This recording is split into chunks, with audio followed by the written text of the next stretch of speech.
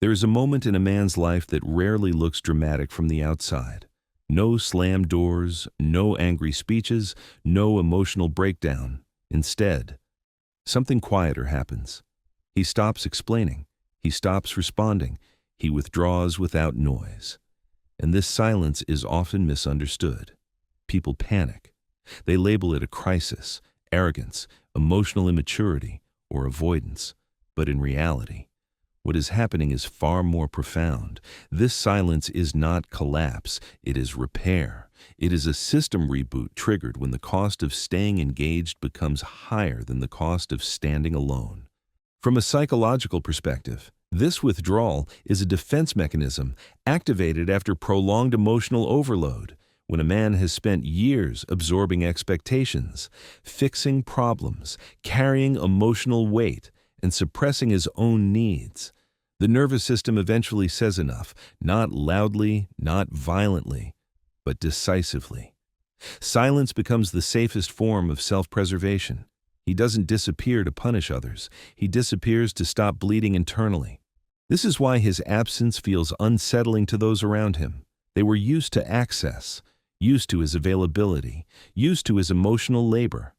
When that access is suddenly revoked, it creates confusion and fear. They search for reasons that protect their own self-image, not his truth. But what they call coldness is actually clarity. What they call ego is exhaustion finally being acknowledged. In my work as a relationship psychology consultant, I've seen this pattern repeat across this men of different ages, cultures, and relationship histories, and almost always. This silence follows a long period of endurance. Men don't cut off suddenly.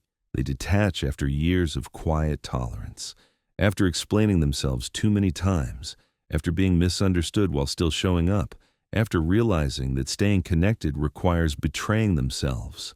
This journey unfolds in stages, 7 of them to be exact.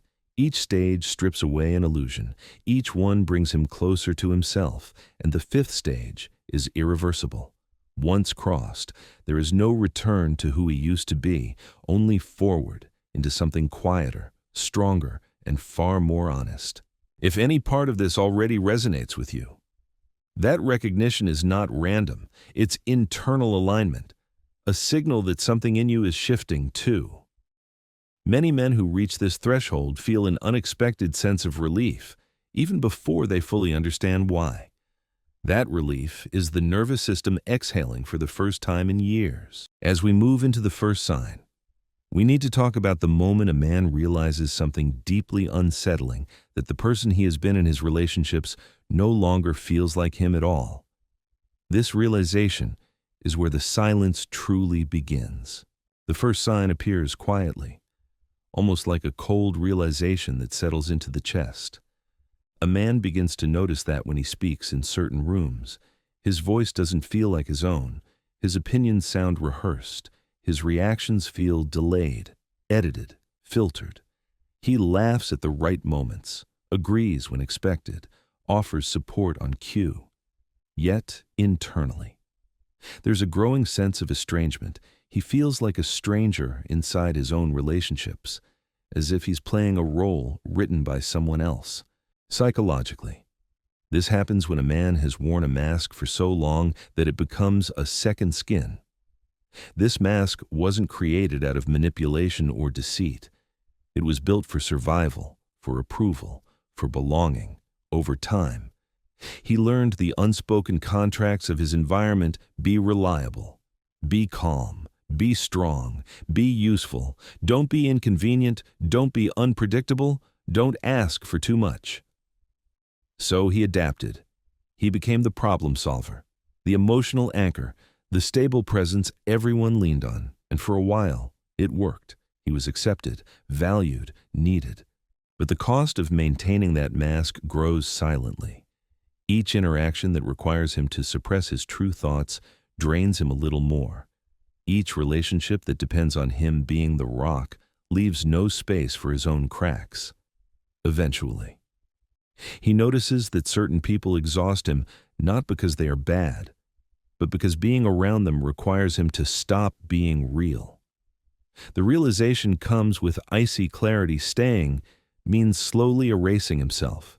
This is the moment he steps back, not out of anger, not to punish anyone, but because continuing would be an act of self-harm.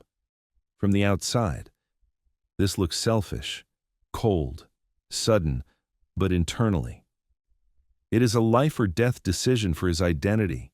He understands that if he keeps showing up as the version they expect, the real version of him may never survive. Once this mask drops, there's no undo button.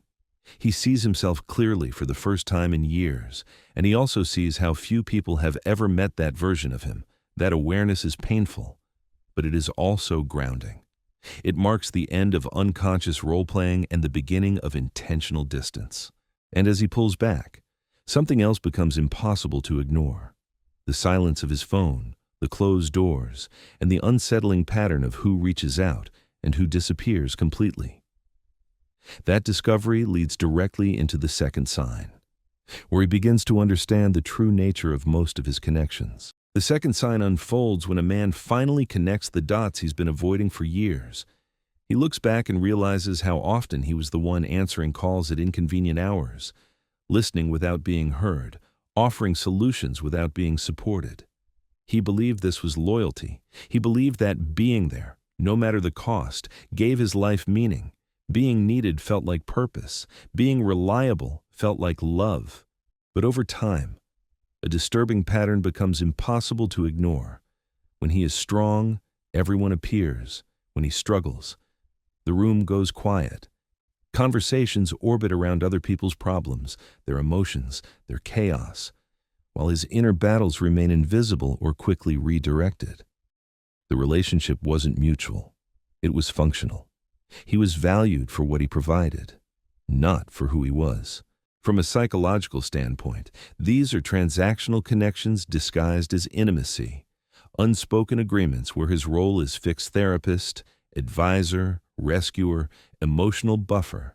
The moment he hesitates, the moment he says no, the moment he asks for space, the tone shifts. Accusations appear. He is called selfish, changed, difficult, and in that reaction, the truth is revealed. Real connections survive boundaries. Consumer connections collapse when the benefits stop. This realization doesn't make him angry. It makes him calm, almost detached. There's a quiet acceptance that many relationships were never designed to support him, only to use him.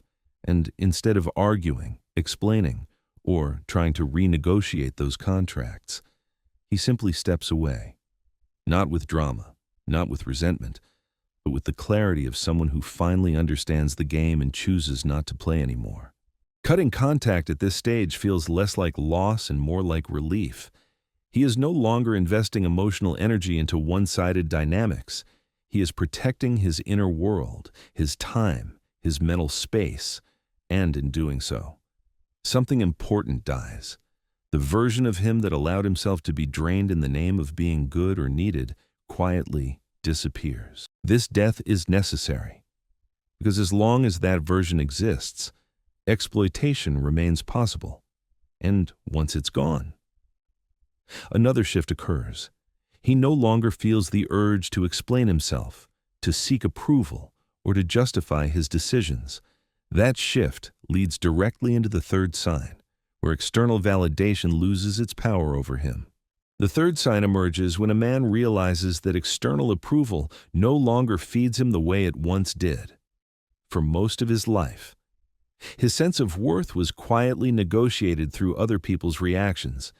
He learned to read faces, anticipate moods, adjust behavior, and smooth emotional terrain. Pleasing others became second nature. If they were happy, he felt valuable. If they were disappointed, he felt at fault. His decisions were filtered through one question: how will this be received?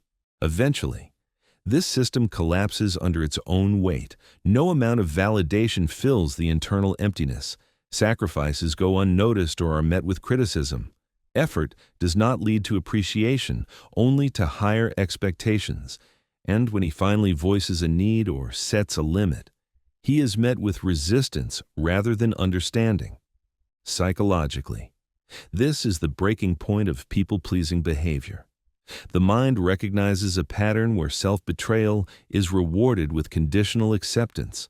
This is when he stops explaining himself, not because he has nothing to say, but because he understands something fundamental: people who genuinely care do not require constant justification. They respect boundaries without needing a detailed defense. Those who demand explanations are often searching for loopholes, not understanding. So he withdraws his words. He no longer argues his value or negotiates his peace. What replaces approval-seeking is personal authority. He begins to live by his own internal standards rather than external applause. This shift is often misread as arrogance or emotional coldness. In reality, it is liberation. His worth no longer rises and falls with opinions. It becomes inherent, stable, untouchable. He discovers that being alone is no longer threatening because his sense of self no longer depends on being chosen or affirmed. This is also where many relationships begin to fade, not because he changed into someone cruel, but because he is no longer available for dynamics that require self-erasure. He chooses peace over performance, depth over approval. And while this creates distance, it also exposes a painful truth. Some of the people he trusted most will not celebrate this growth. In fact, some will betray it. That realization leads directly into the fourth sign, where betrayal doesn't come from enemies, but from those closest to him. The fourth sign cuts deeper than anything before it, because it doesn't come from strangers. It comes from the people he trusted most, friends who knew his history, family members who benefited from his loyalty, partners who witnessed his sacrifices. When betrayal arrives from this distance, it doesn't just hurt, it restructures the mind. The shock isn't only about what they did, but about what it reveals: that the love, loyalty, or respect he assumed was mutual was often conditional, fragile, or convenient. Psychologically, this is where innocence burns away, not in a dramatic explosion, but in a slow, irreversible shift in perception. He stops seeing people through hope and starts seeing them through evidence. Promises lose their power. Words are no longer trusted without alignment in behavior. He realizes that proximity never guaranteed loyalty, and familiarity often blinded him to red flags he once ignored out of love or duty. This betrayal creates what I often call a soul quarantine. He doesn't isolate because of pride. He isolates because his system can no longer afford emotional infections. Distance becomes protection. Boundaries become non-negotiable. He stops giving access to those who once had it by default, not out of revenge, but because experience has taught him the cost of open doors without discernment. Something powerful happens here. Pain is no longer just pain. It becomes a filter.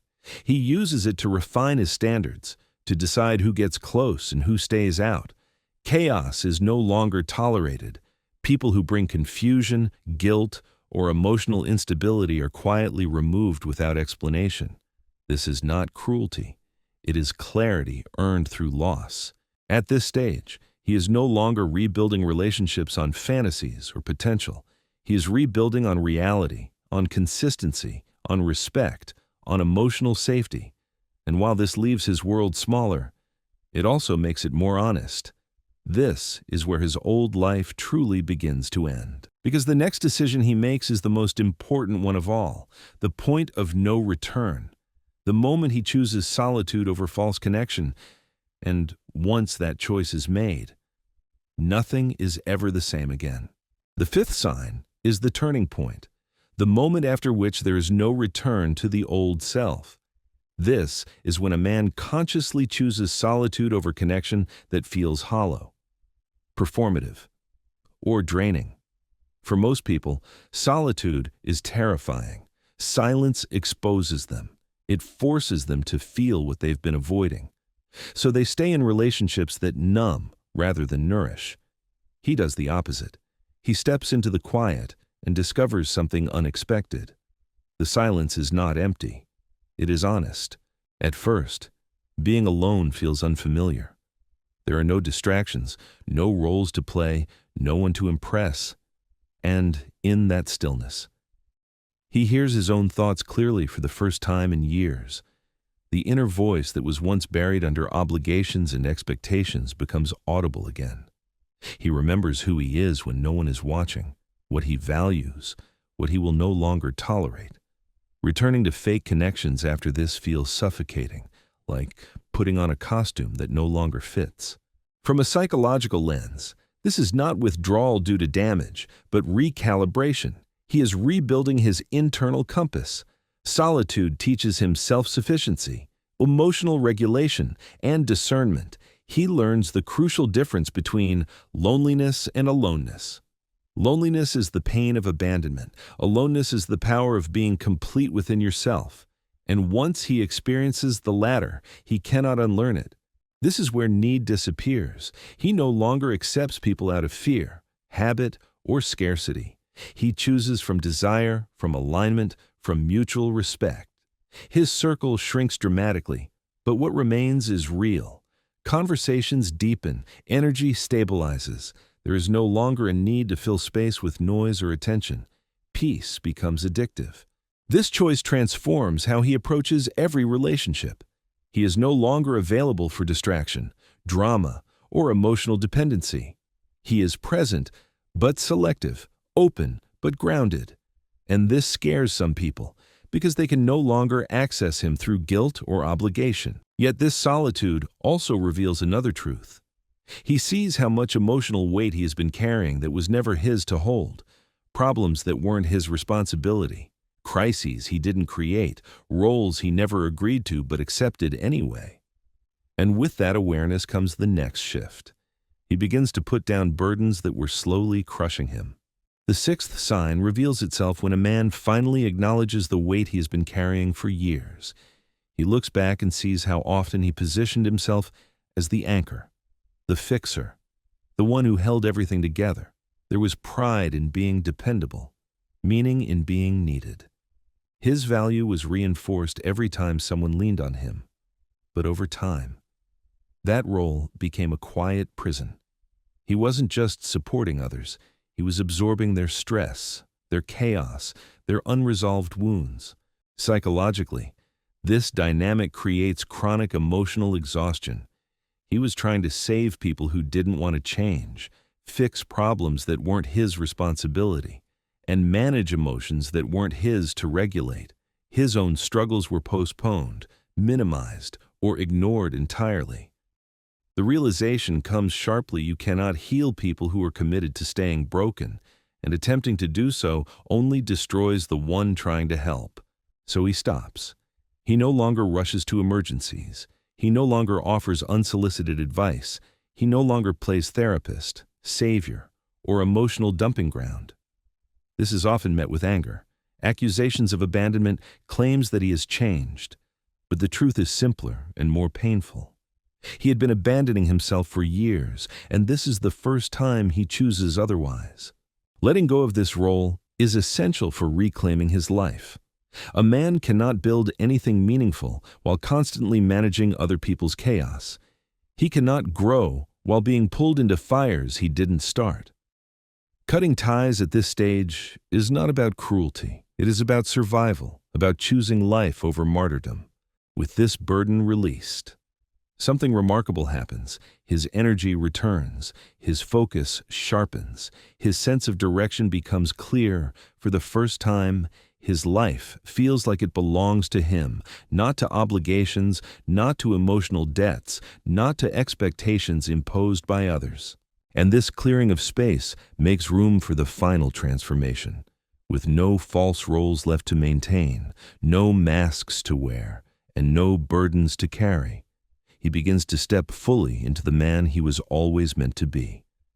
This is the final sign, where silence turns into strength and absence becomes presence.